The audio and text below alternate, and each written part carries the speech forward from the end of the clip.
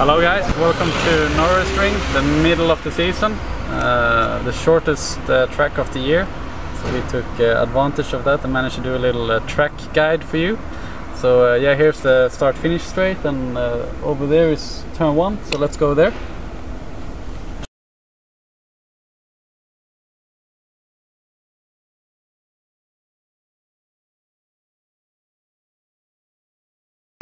Okay, now we start to approach the first corner, which is over there.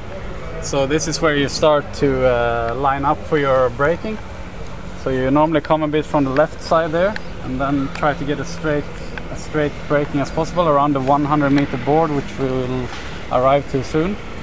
So yeah, it's nothing really special. It's just about braking really late in this one. It's a normal hairpin, which is really tight. So. No big deal really, just try to avoid the bumps and brake as late as possible.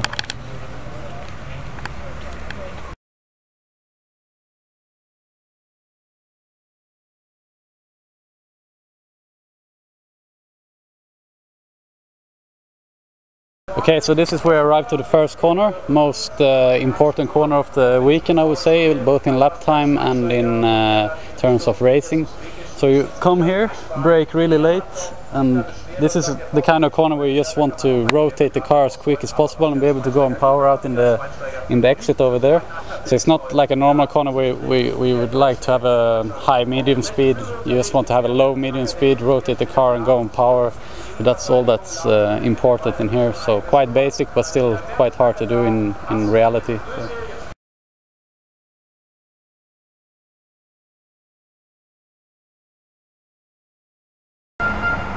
Okay, so now we're approaching the second corner and the third one, which it ultimately is because it's a chicane, which is called a Scholler S.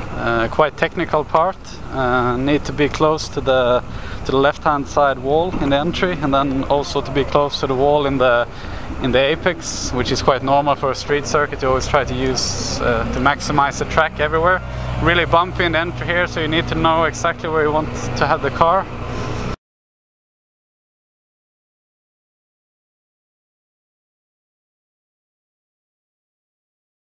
Here is the apex of the corner. You can see it's just a plain Armco wall, you know, it's nothing else to say. If you touch it, you damage the car, so just try to stay off that and be as close as possible, and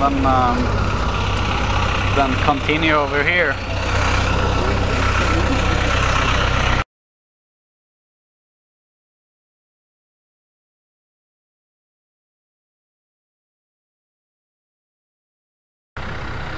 Apex of the third corner, which is also quite basic, just be as close as possible. I try to be early on power to go out on the what we call wall of champions. Here you see the cars go really close to the wall, especially the DTM cars, which normally take off a mirror or two during a race here, so this is pretty gnarly displays.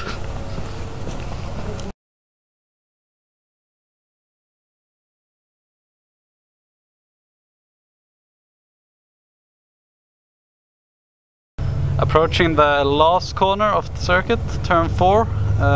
Here is the sort of lining up to the corner, which is turning quite a lot to the right before you actually start to brake around the 100-meter board.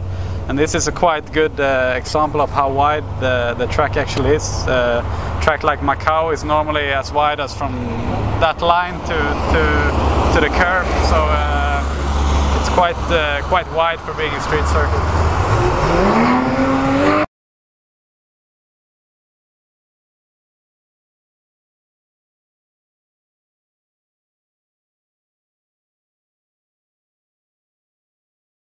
Okay, so here we're standing in the actual corner. Doesn't look that much difference to the first one for the untrained eye, but this one is actually really difficult in terms of braking and turning in. The turn-in is quite bumpy, and the track is sort of off-cambered, so you cannot really use all the track in the entry because it's kind of drags you down.